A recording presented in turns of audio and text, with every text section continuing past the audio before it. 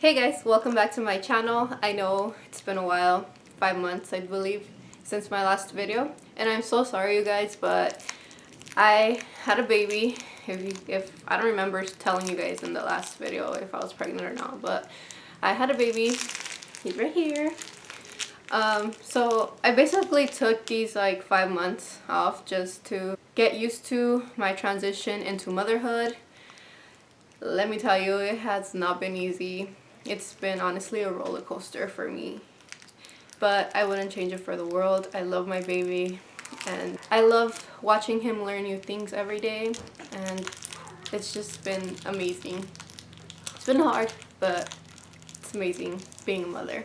Anyways, that's not what this video is about. Obviously by the title you guys can see it is my intrahepatic cholestasis of pregnancy story. Sorry if you hear like a rattling noise. It's my baby. He's playing with a toy. But I actually developed cholestasis during my pregnancy. You can only develop it during your pregnancy. I found out I had it when I was 24 weeks. So basically I'm gonna tell you guys my story, like everything that I went through, how I went about it, and at the end I'll read to you guys what like the definition of it, basically what it is. So basically I got a cat around May. That was when I was around 24 weeks. What baby? I got a cat and I started itching really bad, but it was not a normal itching. Like, it was in the palms of my hands and the soles of my feet. I just started itching and itching. I couldn't sleep. If I was lucky, I got 3 hours of sleep a night, and it was just really bad. So I kind of ignored it at first because my husband told me that it was the cat and I had to get rid of it, but I don't know why. I knew it wasn't the cat. Like, I had a cat, well, it was my sister's cat when I was living with my parents still. And I never developed an allergic reaction, nothing like that, so I knew it wasn't the cat, and made an appointment with my doctor, and I told her everything that I was feeling, and by everything that I told her, she was like, "It's not your cat." And I was like, "I know it's not my cat, like I kind of have a feeling it's not my cat." And she told me, she's like, I'm gonna run some blood tests, but I'm not gonna tell you anything until I get back the blood test because I don't want to scare you or anything, but you could have intrahepatic cholestasis of pregnancy. And I was like, well, like, what is that, you know? So I went to get my blood drawn, and the nurse, she was like, "Oh, do you have a cat?" And I told her, "Yeah, I have a cat." And she's like, "Oh, it's your cat. You need to get rid of that cat." And I was like so mad, like, it's not my cat, like I know it's not my cat. And she's like, "Well, half of the girls that get tested for ICP never end up having it, so it's your cat. You need to get rid of your cat for your baby's safety, for your safety, and this and that." And my husband was like, "Yeah, we're getting rid of the cat." I was so upset, you guys. I ran out of the freaking clinic crying. I was bawling because I had just gotten my cat and I was so excited, and the reason I had gotten the cat was for my baby because I wanted him to grow up with my baby. And yeah, I was so upset, and I went to my parents' house and I told them like what was going on. So I researched the ICP, and when I researched it, I started bawling again. I was so scared because you can lose your baby. Okay, sorry guys, so it was my cousin.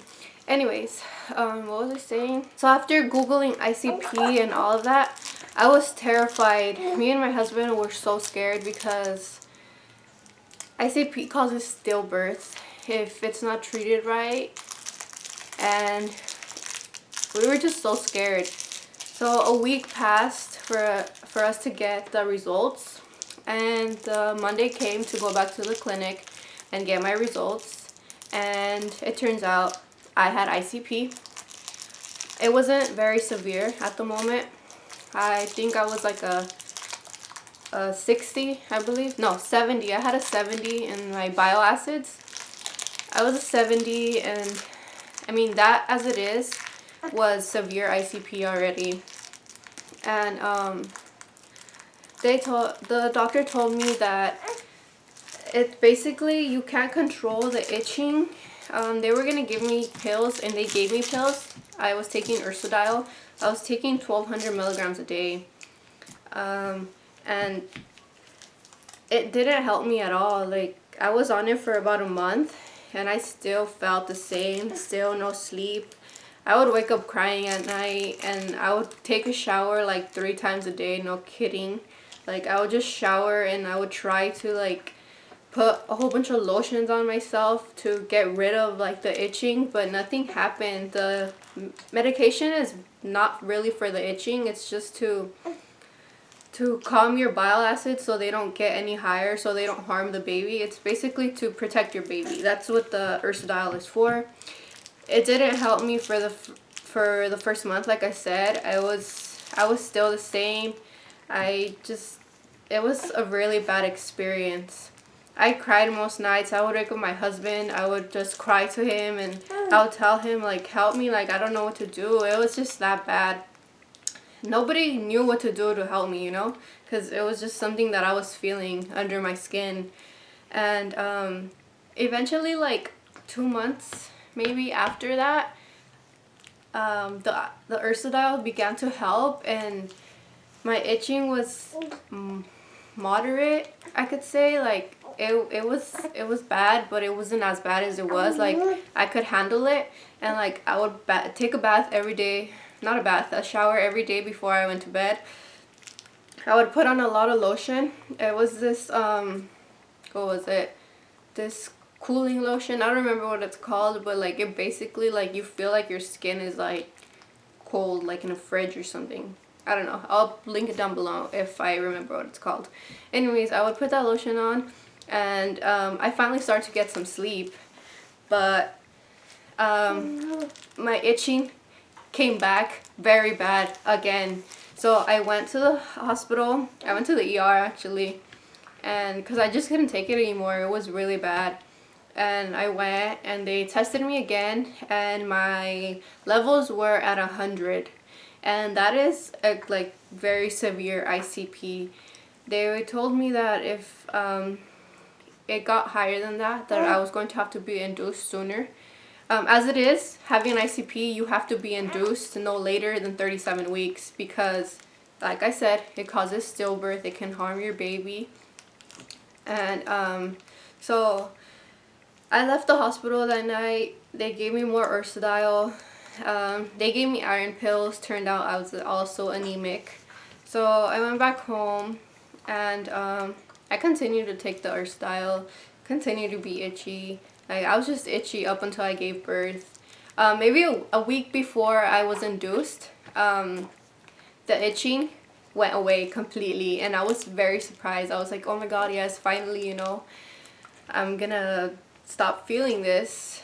But no, it came back, and when I got induced, I was still feeling very itchy. I was extremely itchy, like. And when I say I was itchy, like, when I'm telling you guys I'm itchy, like, I was itchy, and I would scratch myself. Like, I cut through my skin. I was bleeding from my legs, from my butt cheeks. I know that's kind of weird to say, but I would scratch so much that I bled. It was just so bad. And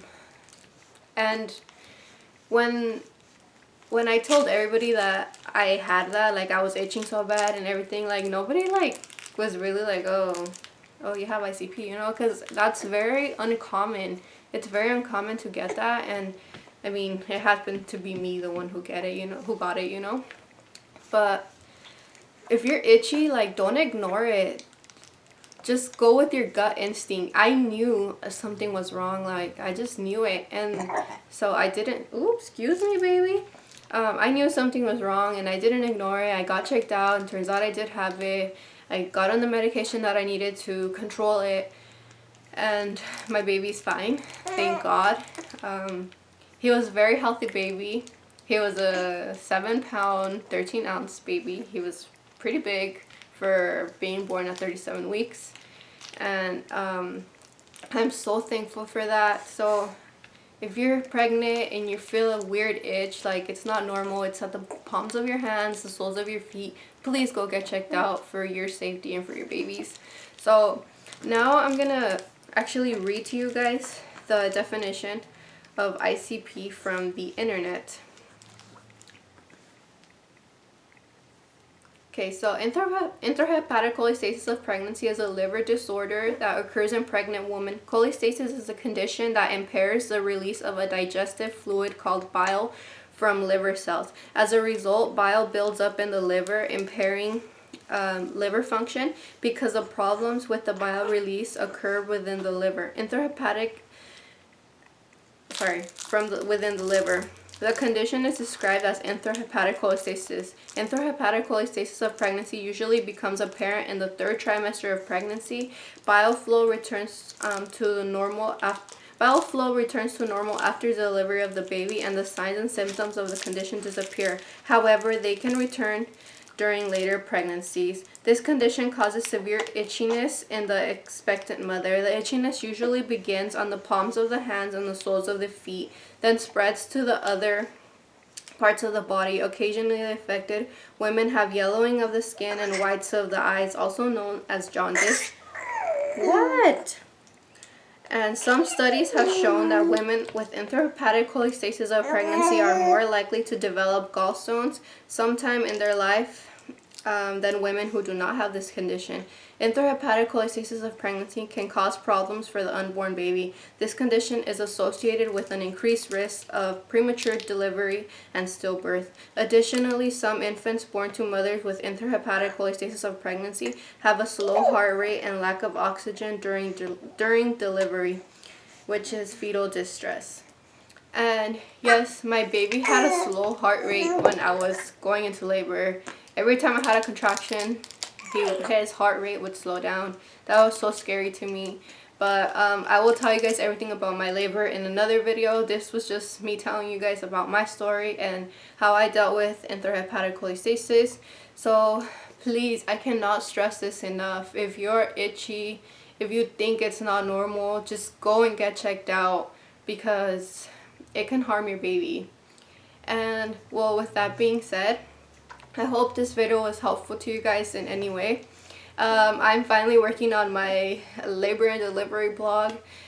I know it's been 5 months, I'm sorry, but literally being a mother is so hectic. Like, I have no time for anything. I have no time for myself, basically, to put it like that. All my time goes into my baby and my husband. So with that being said, thank you guys so much for watching. I really appreciate the people who have stuck around, even though I've been very inconsistent with YouTube. Hopefully now I can be consistent. I know I keep saying that, and I should probably not say that because, you know, anyways, let's hope I'm consistent with YouTube. And thank you guys so much for watching, and I'll see you guys in my next video. Bye. Say bye-bye. Say bye.